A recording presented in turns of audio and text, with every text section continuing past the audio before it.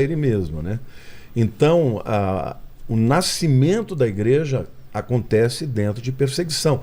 E do ponto de vista até espiritual, a gente pode dizer que a igreja que tinha dificuldade de aceitar a grande comissão, né, de ir para primeiro Judéia, Samaria, até confins da terra, né? Como eles não aceitaram isso de bom grado, eles não queriam se expandir, Deus permitiu a perseguição, e com a perseguição houve a diáspora, que é o espalhamento, e eles iam pregando a respeito de Cristo, da ressurreição e tal. Então, Deus é soberano. Eu queria deixar claro isso, que embora o Império Romano seja uma força extraordinária, né, de domínio, né, de brutalidade, Deus sempre esteve no controle e usou disso para que o Evangelho pudesse expandir, né? Aliás, Vilela, Roma continua, né? É uma coisa impressionante. Nós estamos falando latim aqui, né? O latim mudou um pouco. Esse é o latim da Lusitânia. Exato. Mas o jeito da gente ter o nosso direito, como é que a gente organiza as cidades. Né? O Império Romano é a coisa... Roma oficialmente nasce no ano 753 a.C. Quando chega no terceiro século a.C., eles começam uma expansão que eles vencem todo mundo, e o Império Romano do Ocidente cai no ano 476, e o Império Romano cristianizado no Oriente cai em 1453. Com os otomanos. E hoje, até a língua inglesa, metade do vocabulário vem do latim. É latino. Também influenciou. Então, assim, não tem ninguém comparado a Roma na história em termos de elemento de moldar a cultura. Influência. E o pano de fundo que você vê no Novo Testamento é esse império impressionante que foi, na verdade, derrotado pelo poder da fé. E Apocalipse trabalha um pouco isso, porque olha que coisa de doido. Eu até vou assustar você e o Lamartine aqui, para vocês não conversarem mais comigo. O Apocalipse, num certo sentido, ele funciona como uma espécie de tratado político subversivo. Como assim? Como assim? Por quê? Com certeza. Por quê? Quem que manda no mundo é César. Quem que manda no mundo é o imperador romano. Aí daqui a pouco os romanos vão lá pegar esse livro desse cara dizendo que o reino desse mundo passou a ser do Senhor e do seu Cristo, e ele reinará para sempre. Que história é essa?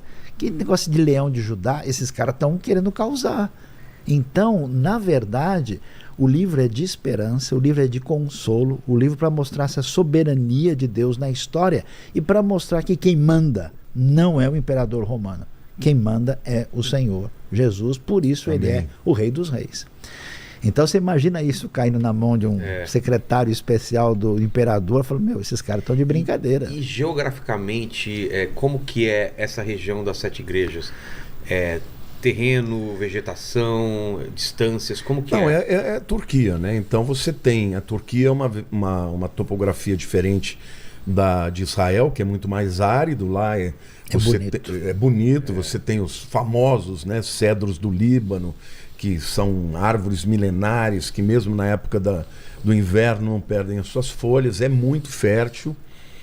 E na época a Turquia era um lugar extraordinário. A Turquia não existia, né? A Ásia era importante porque ela ficava entre a Europa e a Ásia. E então também era um caminho... E também um caminho natural de quem vinha do Egito, passando pela Terra Santa. Então era assim, uma região altamente desenvolvida comercialmente, politicamente, filosoficamente. Então as 7 igrejas, na verdade, são 7 cidades super importantes, também com centros de adoração, né? Por exemplo, Éfeso, Deus Artemis, né? Vamos falar uma por uma, então. Desculpa, Não, depois Esmirna, o Deus Baco, e aí daí por diante. Mas atrás da questão espiritual, porque naquele tempo eles já tinham descoberto isso, né? Que religião ajunta povo e traz poder. Existe a questão também histórica, a questão política. Por exemplo, o templo de Artemis, né? Ou Diana, era um banco.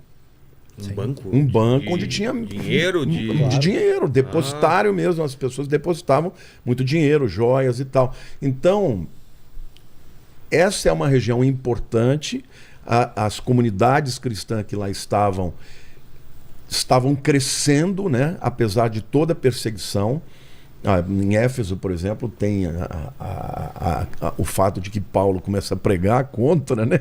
E que acaba quando ele começa a afetar o negócio complica do camarada que fazia né, as estátuas de Artemis e tal. E aí ele gerou uma confusão, juntou todo Até mundo na economia, né? no estádio e começou a gritar 2 horas, né? Diana, Artemis. É uma coisa que talvez é interessante, porque confunde muito a cabeça das pessoas, você falando da região lá, né? Então, assim, a gente tem o que é chamado de Península da Anatólia. É um lugar muito fértil. Eu digo assim, que depois de Israel, o segundo lugar no mundo que eu vou, assim, com disposição maior é a Turquia, porque tudo que você pode imaginar tem lá. Desde as coisas dos antigos sumérios, dos acadianos, o grande império hitita, que era um negócio extraordinário. Aliás, recentemente eles fizeram escavação lá em Göbekli Tepe. Eu li sobre isso. Coisa muito doida. É 12 mil antes. É o mais antigo até hoje descoberto, exatamente. né? E, negócio... se não me engano, pelo que eu li... Anteriormente era considerado Jericó, né? Uns 1000 anos. Não, 11 mil. E é de uma época que se estabelecia que era ainda da época do homem como caçador. Pois é, mas o negócio lá não funcionou. Que é caçador e coletor. Exato. Mas aí eles falam, como que já estavam se juntando em povoados se nessa época... Não, fizeram templos com desenhos riquíssimos. Exatamente. Então bagunçou tudo agora. Então, os estudos estão revisando muita coisa por causa dessa descoberta. Então, aí... A data da chamada pré-história está sendo reavaliada. Exato. Né? Então, aí, o que você vê? Aí você tem uma série de civilizações que vão e vêm. Né? Então, por exemplo, aquela região era a região dos antigos frígios, onde surge a moeda. Aquilo foi Império Persa, depois foi helenizado e aí depois conquistado pelos romanos. Nesse momento você tem uma série de povos menores, inclusive celtas, parentes da galera que foi parar na Escócia, por exemplo. O Lênin já pensou que era celtas o carro, né? Que eu tive tinha celta naquela época, né? Eu tive Os Gálatas, por exemplo, eram parentes dessa galera. É aí, mesmo? né? Entendeu? Aí esse pessoal tá nesse mundo greco-romano. E aí o que acontece? Lamartine mencionou, né, que surgiu depois o Império Bizantino, que é o Império Grego, Império Romano do Oriente, de fala grega, que vai ser depois atacado por árabes e turcos. Os turcos vêm lá perto do noroeste da China, perto da Mongólia, atravessam a Ásia Central e vão fazer um império extraordinário, primeiro chamado Seljúcida, depois o Império Otomano. Dizem que eram corintianos, viu? Era um humano falando pro otomano, eu não sei, né? E aí e aí eles mudaram a face da região. Então quando você vai para a Turquia, você vai olhar ruínas de lugares de épocas diferentes e vai estar olhando o mundo greco-romano e estudando o cristianismo primitivo. Entendi. Tá? Inclusive depois, se quiser... E hoje ainda resquício, né, de um Ataturk que fez uma reforma extraordinária, né? Tornou Mustafa Kemal.